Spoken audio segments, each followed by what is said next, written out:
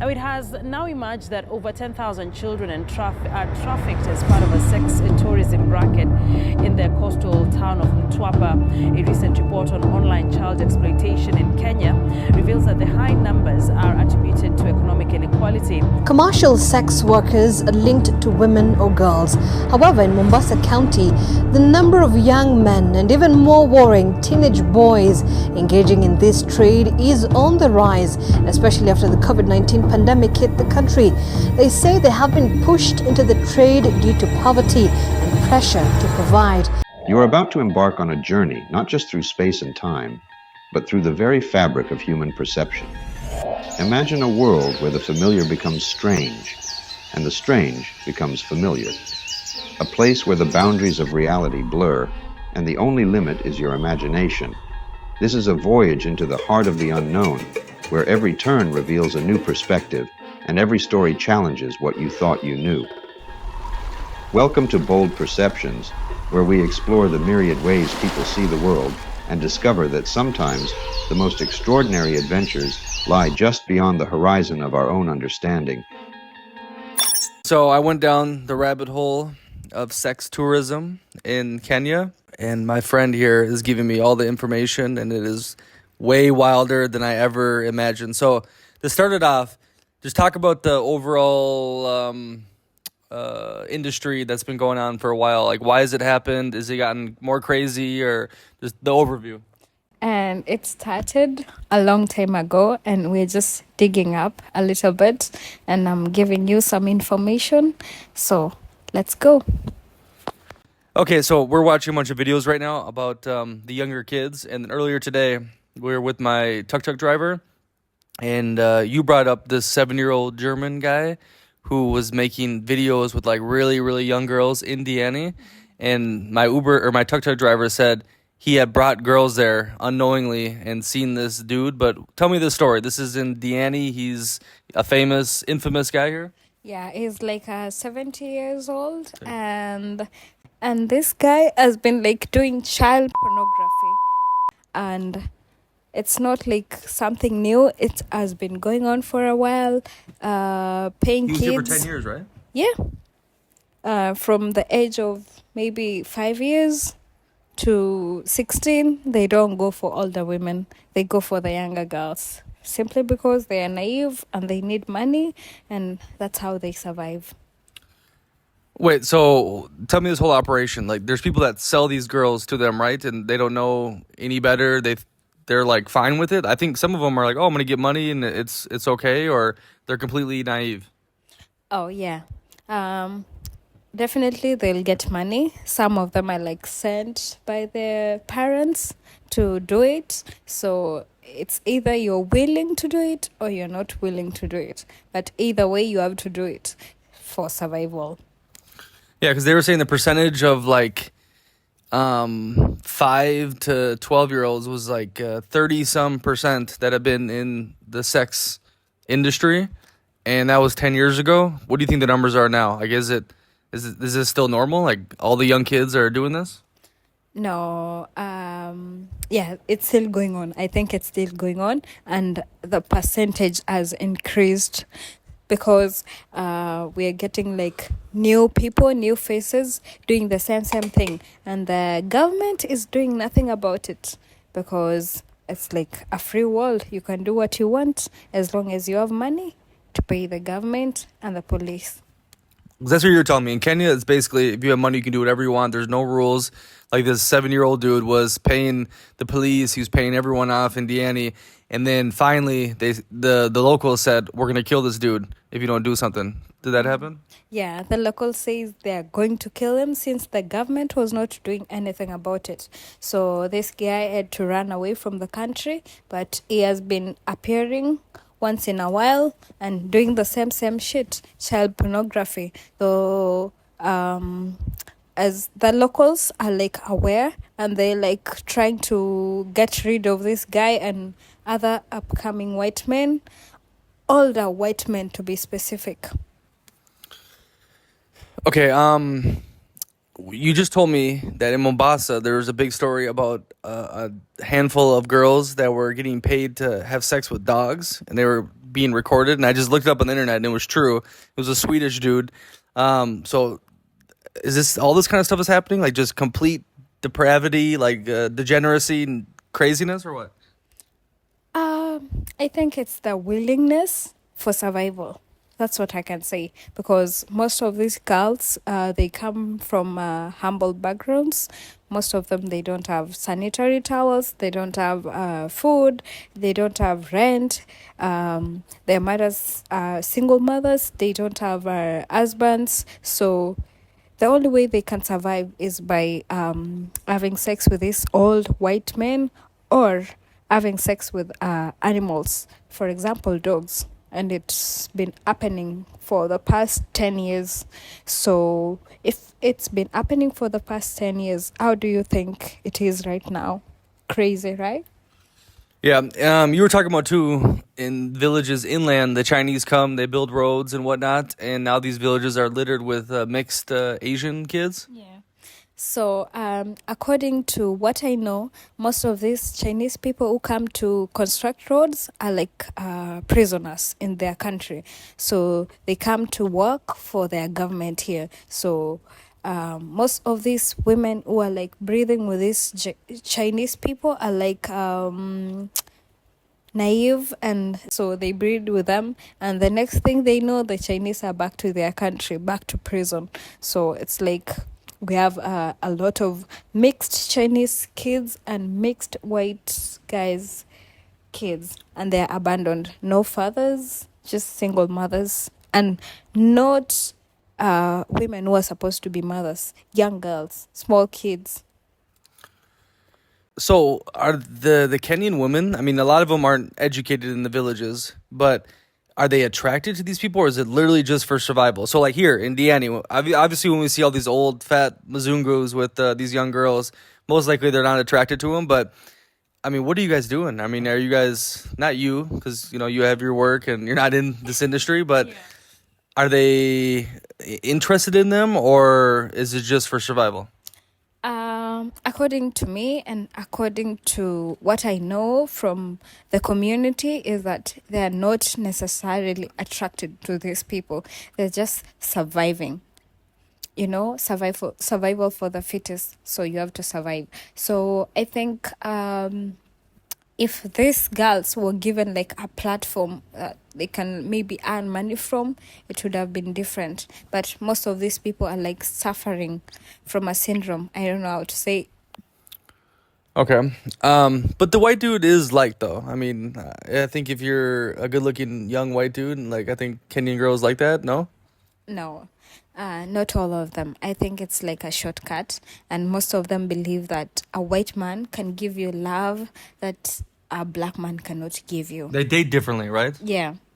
So it's like a white man can give you paradise, but a black man cannot. A white man can give you notes, can give you papers, but a black man cannot. Gotcha. But this isn't just for men. There's woman sex tourism here, right? So we're talking about the Beach Boys and these some tribe that is infamous for their love-making skills. What is this about? Oh, yeah, the Maasai tribe. The Maasai tribe are basically some Maasai guys who are like always on the beach selling beads, necklaces, waist beads, and some of them are like employed as guards on these big restaurants along the beach. So it's like they are like a gem to these white old ladies, or the white ladies who come as tourists to Kenya, and simply because they have gigantic dicks. And they're good looking though. Like they're actually like, you know, decent looking dudes, you know? They have their nice outfits on and whatnot. And but okay, so when you're on the beach chilling, you said Beach Boys come up to you and they do what? Some beach boys can just come and approach you, and they're like, some white guy likes you, blah blah blah, and is offering certain amount of money just to sleep with you, and you're like, what? No, I'm just here to chill. And the guy is like, just come with me. You know, this guy likes you, blah blah blah. But in real sense, that beach guy is like selling you for like 5,000, and maybe he's being paid like 30K. So maybe it will take like 25 and 5K will be for you. So it's just crazy. These Beach Boys, I heard, run a lot of things. They know every drama, everything that's going on in the city. Like, they're plugged in with everything, no? They can get you anything you want. Yeah, they're like local, so they're aware of everything that's going on. Everyone who is like new to the beach, they know if you are new, if you are from the city, if you're not from the city, if you're from somewhere else, they will know. And they can just do the magic and sell you to somewhere to die. Wait, how many times has this happened to you on the beach here? I've had an encounter once at Diani beach, and it was like crazy. Then I think it's something that's like happening more often than like it's just something that's has been happening. But if you are aware and you're keen, you'll notice. And how long have you been here for? You only been approached one time? This is like my third time here, and the second time is when I was approached by a beach boy who was like supposed to sell me to a white guy, but I was aware. So because I had already been told, be aware of the beach boys, they can like do some crazy shit to you. Okay, so as a Kenyan, how do you feel about your country being known for this sex tourism and people, like, is there a sense of pride? Like when I see all these old Mzungus with these young girls and I see the Kenyan men driving the tuk-tuks or working at the restaurants, I mean, don't people get angry? Because like if this was my country and I was, slaving away doing a job and then seeing some foreigner, take all the young women, I would be really mad and I would probably get dangerous. What is your thoughts on that? Personally, I think it's sad, and there's nothing you can do about it because number one, the government is like fucked up. There are no jobs. There are no jobs for the young people. There are no jobs for their parents. So it's like just they're surviving. That's what I can say. It's like you have to leave, but you have to depend on something. So I think that's what they're depending on. You talked about recently there's a fire at some boarding school. Some people died, but then they also found these missing kids at the border. What was that about? Oh, yeah. Like September, there was like a fire in a boarding school in Nairobi. And then 17 kids were found dead. But 72 kids were missing. Where did these 72 kids go to?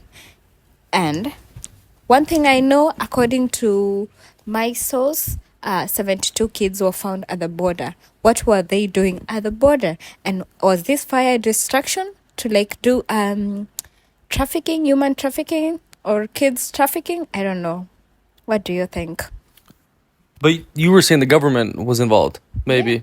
Yeah. I think the government was involved because after the fire, the kids were like panicking and all that stuff. The parents were called, and then when they got to the school, the parents who had taken their kids home were told to bring back their kids. Does that make sense? No, it doesn't. What about the STDs? How bad is the HIV?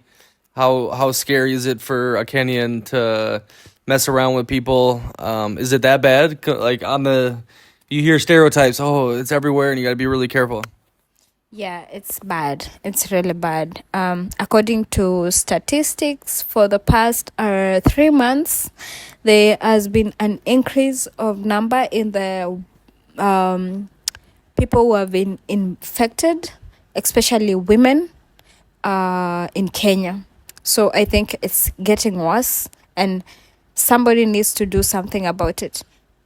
So the thing that's like killing people a lot right now, it's cancer.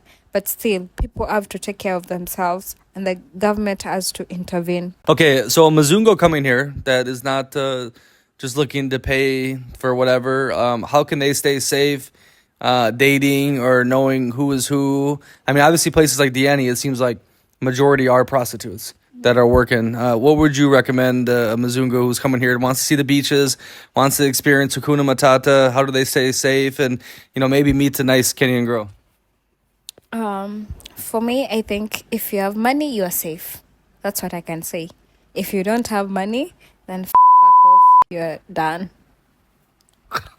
Okay, so what do you mean like that? Like, is that where you stay? Then you're like, I don't understand. If you don't have money, you won't get a chance to experience the real Diani or the real Mombasa, and you can be robbed. You cannot experience this life that everybody is experiencing in the coast, because technically you came to Kenya to explore and all that stuff as a tourist. So if you don't have money, then there's no need to come, because most of these people who come to Kenya and as tourists have a motive. Some of them come as tourists, some of them come as sex traffickers, some of them come as rapists, everybody has a motive. So your pocket speaks for you. So money means everything in Kenya. Yes, especially in the coast. Yes, money means everything. Okay. Okay, hold on. I got a question then. So any of my relationships I met with the men and the women, do you think in Kenya majority is dependent on because I am a Mzungu who has money? Yes. You cannot be a poor Mzungu and get a Kenyan lady, because where were you when your ancestors were snatching land and making money? Where were you? So you have to have money to get a Kenyan lady, period. But what about my friends, the guy friends? Are they do they think they really care about me, or that we're actually friends, or they see money? No, they don't give a fuck about you. Jeez. Yeah, for real. Because if you can provide alcohol, if you can provide money, you can pay them for the work they have done for you. That's all they care about.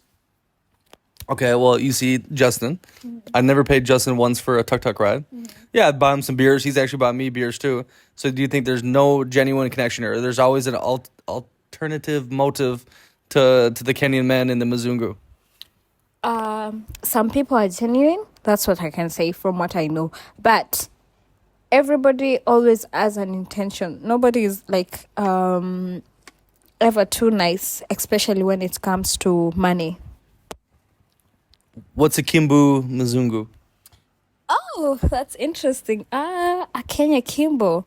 A Kenya Kimbo is like a Mzungu who has been in Kenya for so long, and they came in Kenya, maybe they were old and they had maybe this retirement benefit, and they had to fuck around. When you have money, you can just win any woman, because yeah, as I said earlier, money is everything in the coast. So if you are an old Mzungu and you have money, you can win any Kenyan lady. So this Kenyan Kimbo came to Kenya maybe, let's say they have stayed for 5 years, 10 years. So now they don't have money to spend. So they're just there fucking women for free and nobody wants them. So that's what they refer as Kenya Kimbos, and most of them are actually sick.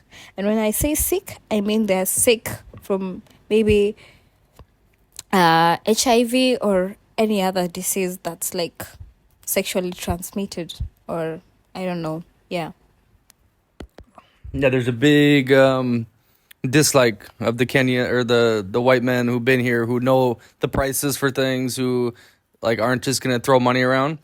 But on the opposite end, when the Mzungu first comes here, it's you're meat on the Shark Tank. Yeah, you're gold. So you're a magnet. You're attracting Kenyan women, because they know, they can tell when a man is new, they can tell when a man is rich and all that stuff. So when you're new, you're a gem. We were talking about in Diani, the women fight, or Mzungus all the time, actual fist fight. Yeah, they can fight. Women can actually fight for a man who is loaded. When I say loaded, I mean money wise. That's what I mean. Yeah, they can literally fight. Yeah.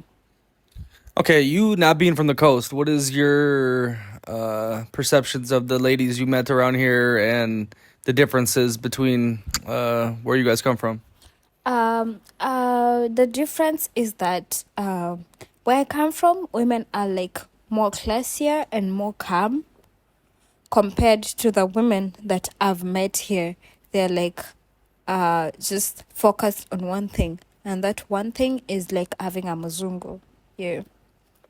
You said Mombasa and these coastal cities, it's like all eyes on the Mzungu. That's all that matters. Yeah, that's all that matters. Because, for example, when you go to a restaurant, you won't be served faster if you don't have a muzungu on your table. You'll have to wait and wait and wait. But if you are with a muzungu, you will be served faster than anyone else. You'll be even served before somebody who came earlier than you. So that's like questionable. Yeah. Why? Because they think they're going to get tips? Yeah. They have money. So you're gonna tip them because they normally believe that only muzungus can tip you. So yeah, that's what I know. So with the past colonial stuff that happened in Kenya, I'm confused why the white man is still God here. Obviously it's about money and whatnot, but don't you guys have resentment over the colonial period, or do you have good feelings for the British? I think for those people who like understand what we had to go through in the colonial period, they don't worship these white people. But for the people who are still like not aware or they are not exposed, they still worship these white people. So that's what my take on this. So what's the difference? Education, and what were you educated on? Okay, they did some evil things and whatnot, or what don't these people on the coast not to understand about that? Yeah, when I say education, I mean I went to school, I studied history, I learned about all the things that my ancestors had to go through to like win back our land and all that stuff, all the things that they had to go through because of this white man, in quotes. So for me, I am exposed. I know what happened in those old days, but it's not like I'm holding a grudge or something, but I'm just saying that I am more aware of what happened those days because I went to school. But for these people who never stepped their foot in class, they don't know what's going on. They're just living life. And for them, some are saying they're like getting their land back. Yeah. Okay, but before the white man came here, the tribes were fighting each other and they were ruthless. Even recently they were trying to do clashes and so forth. So what do you say on that part? Because a lot of Africa, they talk about this, the colonization and the white man's so bad, but you guys were fighting each other forever throughout history. Yeah. For me, I think this tribal thing is more about the old generation because number one, most of them are not educated. Number two, they are not like how do I say this? They're not accommodative. They're not ready to accept change. They're not ready to accept the fact that you cannot have a leader as like a leader is like from your tribe, yes, but it's not about your tribe. It's about leadership. So for me, I think exposure is so important because you can learn that you are, yes, from this tribe, but your president is from another tribe, but still at the end of the day is human, just like you. So I think the old generation needs a little education about this tribal stuff because most of them are tribals. So I think for my generation, the younger generation, we are more aware, more exposed, and more woke. We know what's right and what's wrong, and we stand on accountability. Who brought that education here? Who's the one that improved the schools and educated you guys on all this stuff? Obviously, the white man. So this white man, okay, they know everything. They have our history. They have been watching us. They have educated us and all that stuff. But still, we know what we want. We know our rights and all that stuff. But the problem is the government. the government is like still trying to like pull everything back and like hold us back, but we want like a change.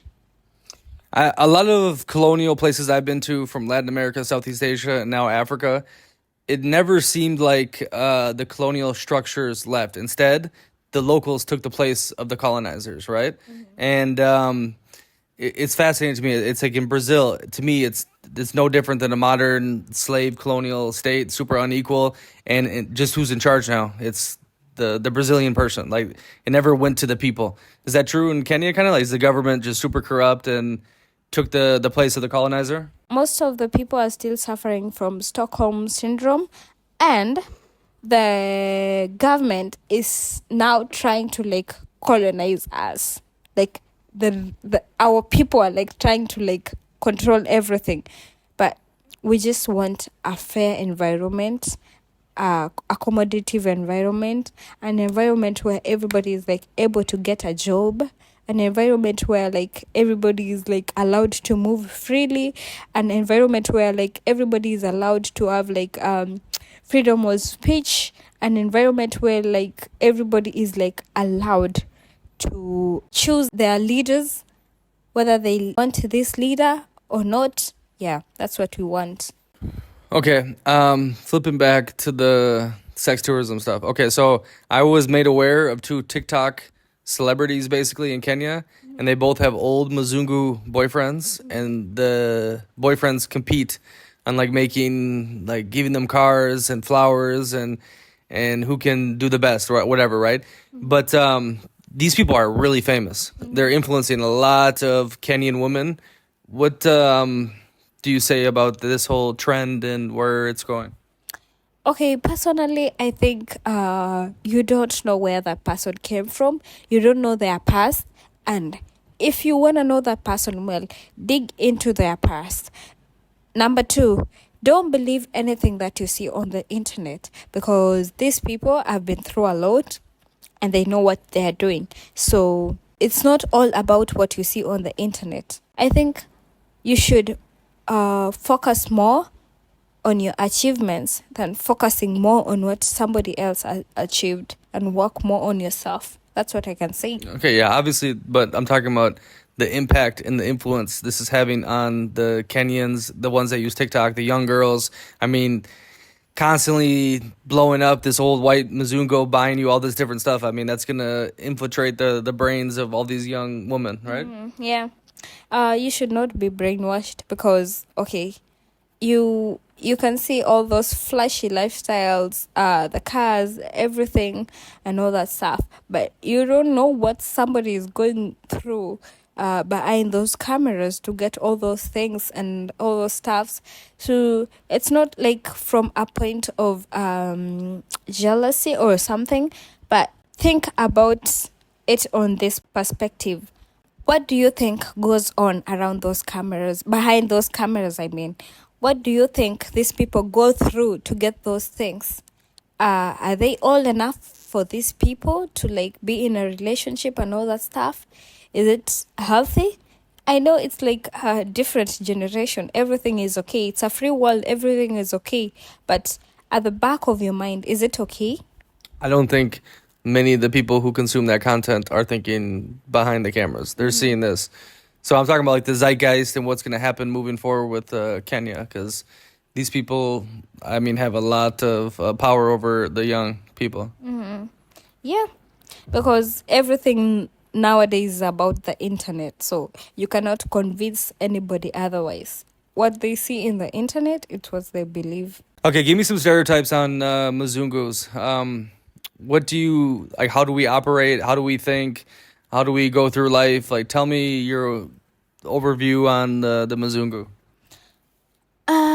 According to what I know and what I have heard and what I have seen from other people, is that these Mzungus always want what they want because they have money. Yeah, definitely. And number 2, it's not like you will end up being with like these people forever. Definitely most of them have their families back at home. Most of them are just here for like good time, vacation and all that stuff. And I think these people, they know how to like treat women properly. So I think that's like the biggest thing that women go for.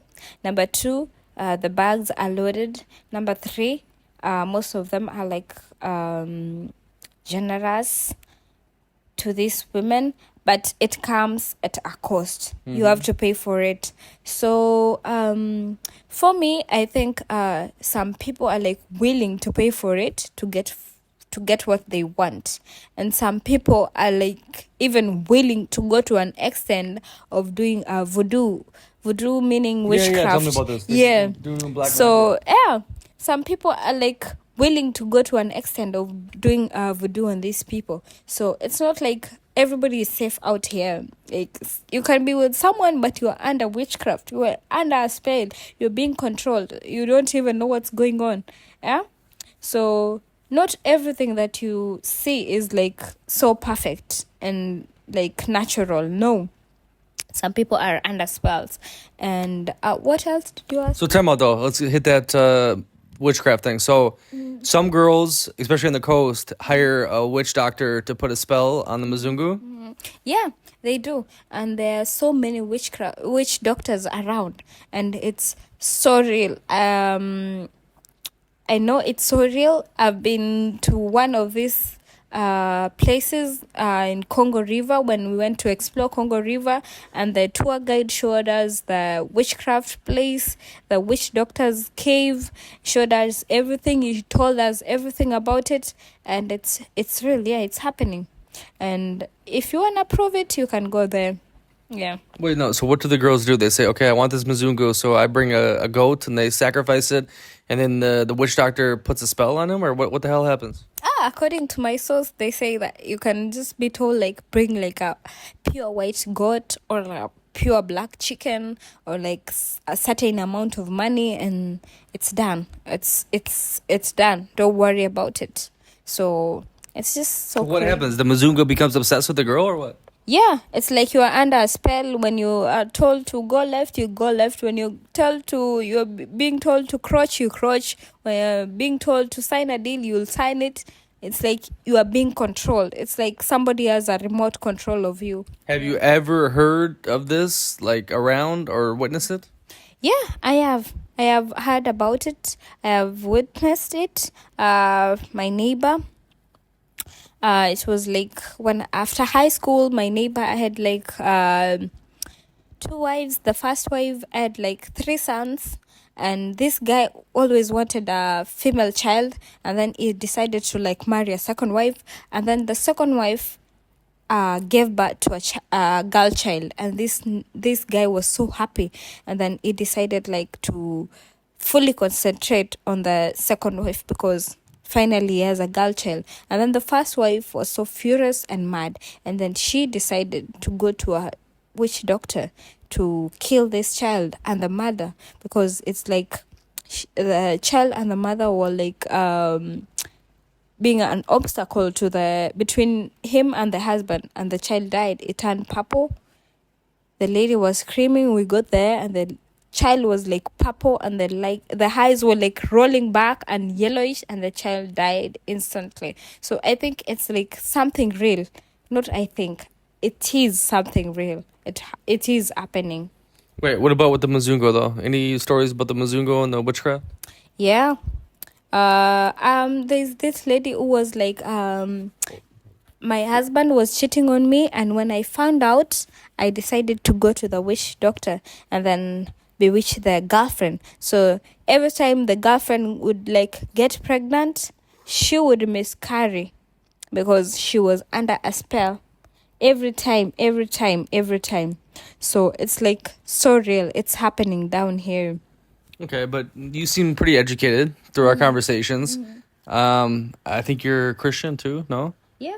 So this is totally against any sort of science education and Christianity, but you still believe in it. Yeah, it's because it's been there since the colonial period. It's been there. It's something that's part of the normal life of black people. It's like, I don't know, some people, it's like something that is like passed down to generations and generations. If you have a witch doctor in your family, it will be passed down to either the sons or the daughters of that witch doctor. It's just something that's along the family lineage, and it's being passed down.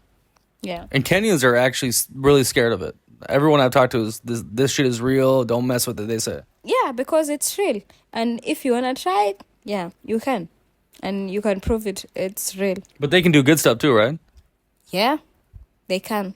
But most of the things that I know are like bad things. So I've never heard of somebody who have like done something good out of the witchcraft thing. So I've never heard of something good. But all the bad things are real. I'm going back to that one question about the difference between the Mzungu and the Kenyan, so I'll ask you in a different way. Do you think there's a difference between white people and black people? Yeah, I think there is a difference. Because how most of the black people are being brought up, they have been brought up around environment that's like no love, no emotional support, no nothing. It's just basic needs, everything that you need to survive, that's it. But for the white people, it's so different. You get the emotional support, you get the love, you get everything, you know. So it's so different. So when you are with a black man or a white man, it's so different. You cannot put it in one weighing being like weight. So I think it's more concentrated on the white man's side because they were like brought up differently from black men. That's what I can say. Not necessarily white or black men, but even white women and black women. It's so different. Yeah. So wait, you're saying you guys don't have like family support and love and it's just survival? Not everybody. Some get that, some don't. What other differences? The difference is that most of the families are like poor. Most of the families are like single mothers, single fathers raising their kids and all that stuff. And most of these Kenyan families don't have this co-parenting thing. So it's like people who have money can do the co-parenting, but people who don't have, you just have to deal with your own problems. So there is a big difference. Yeah. What do you think of racism? Racism, I don't think there's like so much racism in Kenya, but colorism is there. Like your fellow black person will like not do something for you because you're too dark or something like that. So racism is not like too much here. It's just, I think it's like a little bit. I cannot say much about racism because I'm a black person. I don't know much about racism unless a white person tells me about racism in Kenya. Yeah. But yeah, in Kenya, there's a lot of racism. Like, if you have dark skin, that's not good. Like, it's better to be light, no? That's like colorism, you know? Yeah. It's like if you're not light-skinned, you won't get a certain job. If you're dark-skinned, you won't get a certain job. If you're dark-skinned, you get a certain job. You know, it's like not good. Wait, so the mixed kids, they get better preference? Even the ones for the Euro left? Mm-hmm. The mixed kids get privileges compared to the dark-skinned and the light-skinned kids. So where does this... Do you think this only comes from the colonial period? Like, why... There's... In Africa, I've heard this from a lot of different places, the whiter, the better. Same with Latin America. Where does this mindset come from? It can't just be from the colonial period. Personally, I think it's just people's mentality. Because for me, personally, I believe, like, everybody is, like, beautiful from, like, the color of their skin. Like, for me, whether you are black, dark, white, or I don't care. You're just human. At the end of the day, we're just all humans. So that's the only big deal. And it's not just Kenya, it's all over the world. Yeah. So do you think it's from the colonial part, or is it a different? Technically, yes, it's from the colonial part. But how can that stay in the heads this long? I mean, the British left 70 years ago. Because it's like something, like it's like a message being passed down, you know, like Generational yeah, trauma shit. yeah. But some people don't give a shit about it. Some people will pass it down. You have to marry certain color of people, you have to be with certain colored people, so it's like being passed down. So yeah. Okay. Anything else to say? No? Done for today.